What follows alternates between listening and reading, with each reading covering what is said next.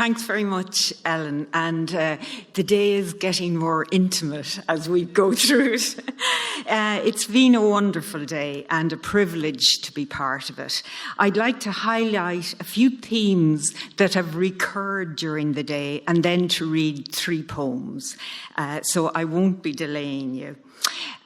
One theme, the power and necessity of intergenerational learning and empathy. Another theme, the interdependence of climate justice and social justice. Another theme, the limitations of GDP in terms of how we measure well-being and progress in society. We also looked at policy change. At intergovernmental level, that's where it gets most attention, but it's the grassroots level, it seemed to say today, where most change will happen. And within that very important point about the need to decolonise our thinking and our actions. We know that well as Irish people, but it was spoken very powerfully from all over the world today. The theme of ancestors and how we can take collective responsibility for the future. And that was modelled here, particularly by the conversation of the young people, but also in the range of people represented here, the scientists, the ecologists, the farmers, the activists, the business people, the journalists. To my own joy, from the very beginning of the day, imagination was referred to. And Mary Robinson, and then right through the day, talked about the role of the arts to engage our hearts to find truly creative solutions. And again, the young people spoke about that very powerfully. And one last thing from the young people, I loved when Ailey spoke about the difference between learning about trees and being in a forest with the trees. So 3 poems. So for this poem, just imagine in a GP's waiting room in Rathdrum, County Wicklow, when on the radio, very pertinent to our last discussion, they're talking about the IPCC summary report. Morning Ireland. Every chair in the waiting room is taken. Mostly young mothers with toddlers and babies. The radio's a background buzz. Fossil fuel emissions, 1.5 degrees. Species extinction, rising seas. We're each of us lost in our own thoughts, until a little girl's voice cuts through the torpor. What's a time bomb, Mummy? Her mother glances at the rest of us and takes a breath. It's something that will be dangerous, darling, if it's not dealt with before it's too late. But when is too late?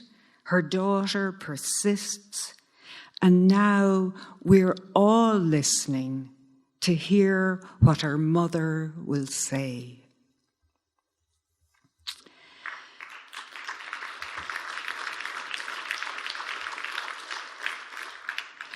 Thank you. And for the second poem, if you'll accompany me to County Wicklow again. And this is on a bog, Barnacullion Bog, which is near Tonlagee. And probably today they're up there in their Wellingtons doing restoration work. Recipe for a bog. Block the gullies and grips where the river rises. Slow the downhill flow of peat-filled streams. Fell spruce and pine that thirst for moisture. Mulch parched earth with heather brash. Graft sphagnum moss from a healthy bank. Lay straw, feather light on fragments. Welcome rain. Praise puddles spreading into ponds. Count frogs.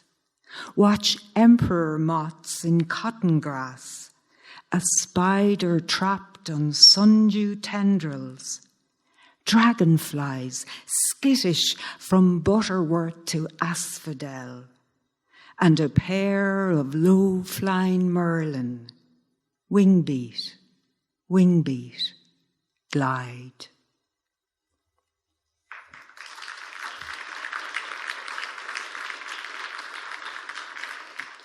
Thank you. And the theme of that poem, of course, is restoration. And what the ecologists tell us is if you give nature a chance, it restored so quickly. That's what's really important for us to remember. So this poem comes from a conversation with a fisherman in Achill. I was walking along the coast there one day, and he told me about his experience as a teenager in the basking shark fishery.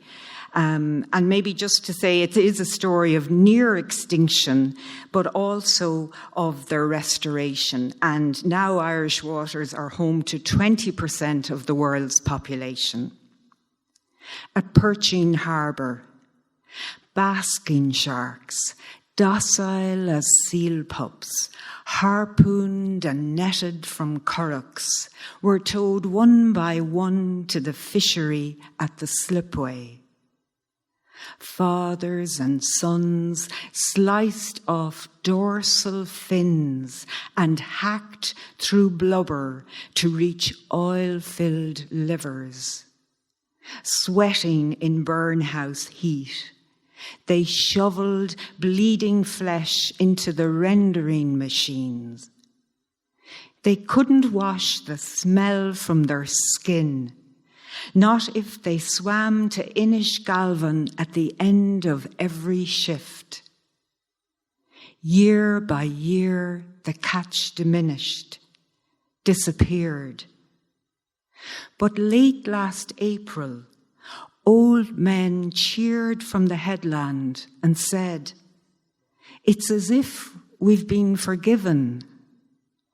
A school of 12 cruised into Keem Bay, moon-tail swishing, fins proud as yawl sails above the waves.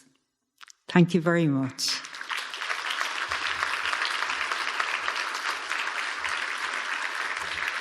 Thank you.